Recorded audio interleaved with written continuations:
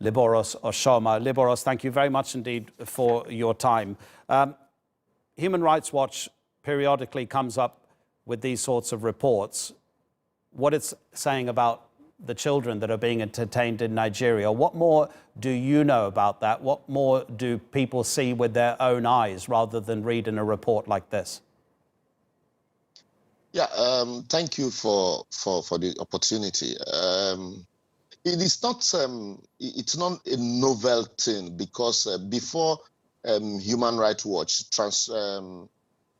Amnesty International had consistently also raised alarm. Various non-governmental organizations in Nigeria also, especially some that are working in the northeastern region of Nigeria, had also raised alarm about these issues and this discriminate arrest of women and children by the military, especially when viewing it against the backdrop that some of these children it was the same society that had failed them before now.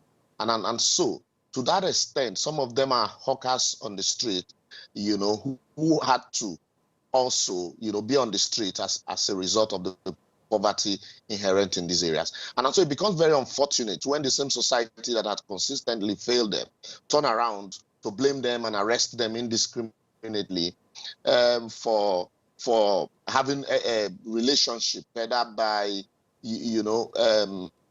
direct or indirect relationship with the members of the Boko Haram, including some of the girls that have been allegedly arrested also.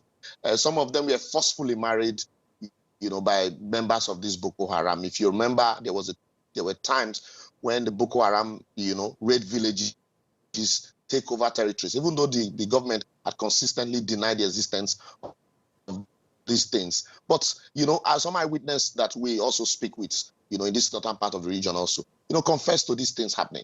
And I expect that with the programs put in place by the same military and the government, to de-radicalize some members of the Boko Haram. So some of these children that were arrested ought to have been the first, a set of people to de-radicalize, if there's any allegations that some of them have been radicalized at all.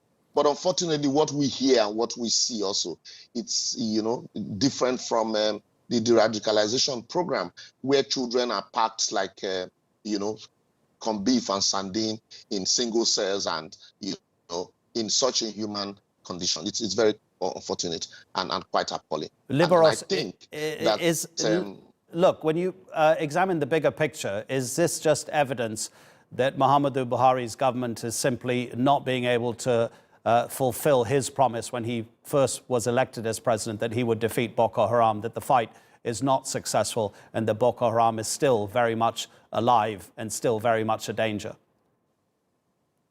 Boko Haram is very much alive, very, very, very much alive. It's even more dangerous than now, than before.